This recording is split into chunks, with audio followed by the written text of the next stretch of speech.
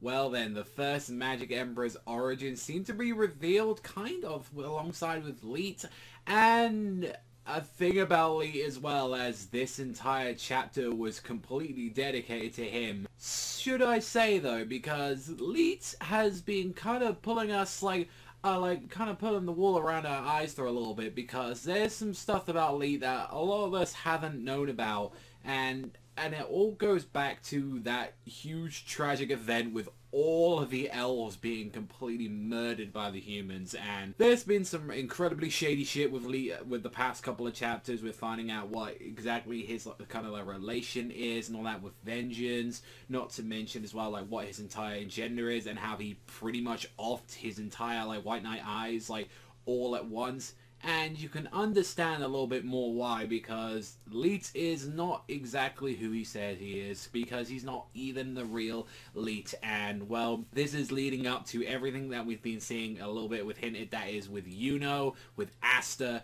and potentially a lot of people in the kingdom could actually start realizing who exactly they are. So the entirety of this chapter was going to talk about Licht and his past, and how he had such a happy, great life and all that when he was in the Elven King. We've seen this once or twice before, from people's different perspectives, mainly with being with Vito from there, the Liar. We've seen kind of their perspectives on there. Thana was a little different for the most part, because obviously she's kind of manipulated in some way. She is kind of human for the most part, and obviously still having her relationship with Mars and everything.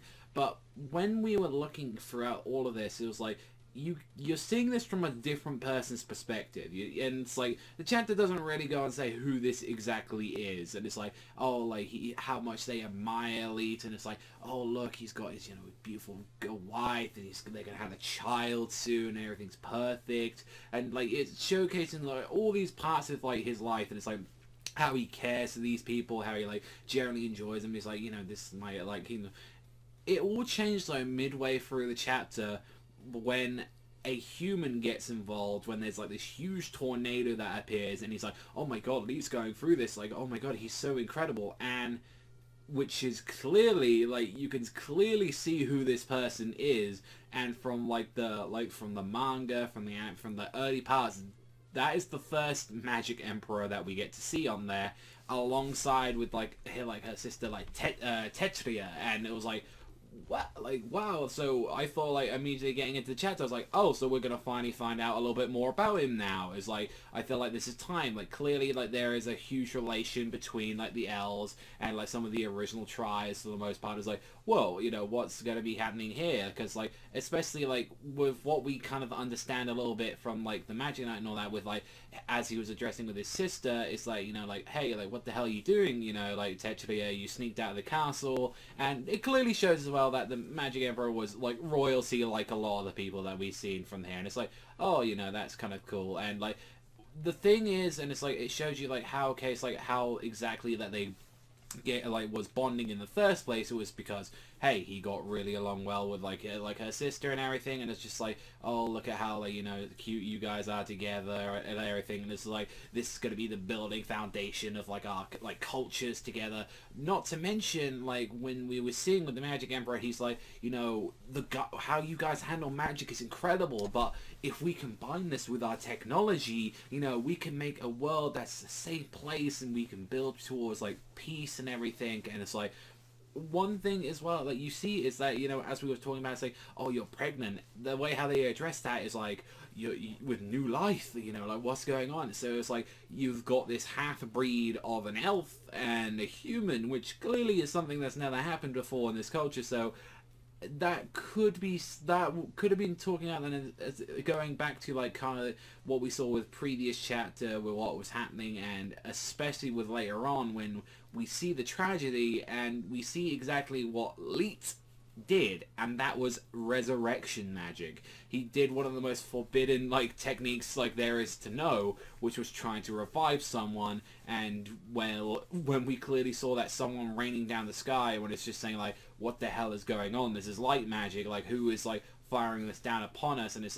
and people are saying this is the humans are doing this, and it's which means, you know, like, you know, they're burning everything to the ground, and the only thing that you see is Licht holding his dead wife in his hands. And when we wake up, like, this guy, it turns out, is like, more importantly, Licht's brother is like, why am I Licht? Like, why am I him right now? What are these markings on my face? And why am I, like, you know, why am I being reborn as human? And we've seen with this that this is William. This is the person that's like, I can't use his, and the reason we're, like, as we're going more into this is, like, he found out very quickly, is like, the owner of this bottle, like, this soul is still asleep here. I can't use his magic, however, but I can still use mine, and I can still use around him, and, like, clearly this is how we saw William was kind of more, like, more twisted into, like, thinking how Licht is his friend, and how everything, like, how he believes in his ideals and everything, and is like, no, I believe both him and Julius, but I can actually see where this person is coming from, and how with this power and immediately being chosen, he's like, I'm gonna make sure that I destroy every single human being, and I'm gonna try and bring back the entire elves. And this is where it was mentioned, where he was immediately talking about the reincarnation magic, where this might have only just been, like, he's thinking, like, I'm the only one around, but he is talking how he can steal the souls of everyone from the village. And we, like, especially with, we don't get to see, like, his, like, Licht's wife, and it's very interesting that the Licht that we've known for this long isn't the real one. And clearly one of his things, or what his big plan was to, one, bring back his original body, which, that's fucking terrifying, because we've known how powerful elves are originally with their magic, so he's just gone back into a more powerful form than what William has. We've got another situation now of, like, well, what is Yuno then? And it's clearly where they're going with at the moment with, like, Asta, and especially Yuno, I think, is the one, as he's like kind of had this resonance on there. Like, we've mentioned before that this perhaps could be, like a, you know, he could be ancestry from the elf, but it's, the pieces are being put together now that, like, Yuno could be, like, this half-breed child. This is explaining why he has this insane potential, why he has this, like, Jesus Manus pool of energy. It's because he has that from his, like, his elf side, and then also his way he has his qualities from the human side as well. So, honestly, that's where it's going right now, and it's like, if that's Yuno, then what the fuck is Asta? Like, I clearly think, like, you know, Asta, obviously, with everything and all that, because we know about the other, you know, races, humans, elves, demons. We don't know if, like, any of the other kind of classical, like, fiction, like characters like dwarves are going to be in here, or, like, you know, dragons and all this kind of shit in there. But it has a relation regardless, because the stone tablet where Licht used himself to properly resurrect into his, I would say, that original body, we get to see that's in the demon stone, like, that's in the actual giant demon that's slain. And it's like, I would love to find out more about the original Magic King. I want to know what's more is going on with there.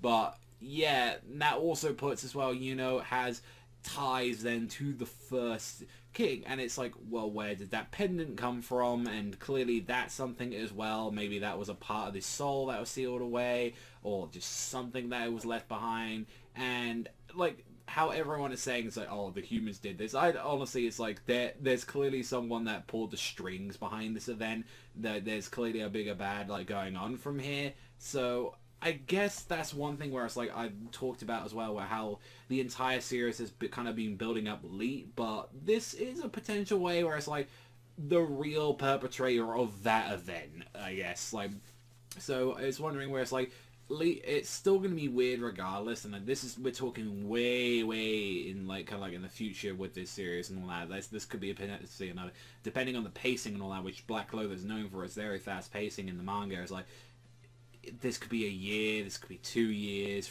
you know, even multiple on that, depending if the series is still popular by then. Like, that could show where the next villain could go up there, and I'm wondering, it's like, who would really try and pull the strings on that? And it's like, that's what at least I liked about this chapter a lot. It's like, it left a bunch of interesting things. I still think it's weird though, where it's like the Licht that we've known this entire time, where it's like, how he's like, it's just his angry, like, fucking pissy brother, and it's not the kind Licht that we knew, where he used the last bit of his energy, the last bit of his life to like bring people back. Like, that's how like selfless he was, where he did one of them. He, like, even if it like got rid of his soul, which could have been the price he had to pay, while like he had an empty husk of the body, while like his brother was able to get in there. It's like he risked that all because he wanted to bring his people back. He wanted to bring his wife, you know. So a question leads out now. It's like, who the, like, this obviously adds a little bit more to Yuno, but what the fuck is an Asta? Is Asta like some weird half-breed as well, where like he's clearly part demon, like, and obviously that sets it up for like Asta and Yuno's kind of clash as well, because maybe some part of their ancestry is like, no, we have to like, there's a conflict. Or this could be a good example as where they've been the closest like friends since that, like, since they were literally born, like dropped off, and it's like, look, if these guys can come together and be friends, and one's part elf and the other one's part demon, like, you can clearly see that as well, that fucking humans can get along, and so can elves as well. And it's like, there's a bunch of multitude of things on there. But overall, I really like this chapter, and I'm kind of curious to see what you guys think as well and all that. It's definitely a very interesting one, full like dedication to the Licht in this one. And plus as well, I gotta give praise to that like color page. It's just him looking menacing in like William's like robes and all that. That did look pretty like evil as fuck. So I definitely enjoyed this chapter a lot, and I want to see what you guys think. But that's all for me. Thank you as always for watching, and I'll see you guys though next time.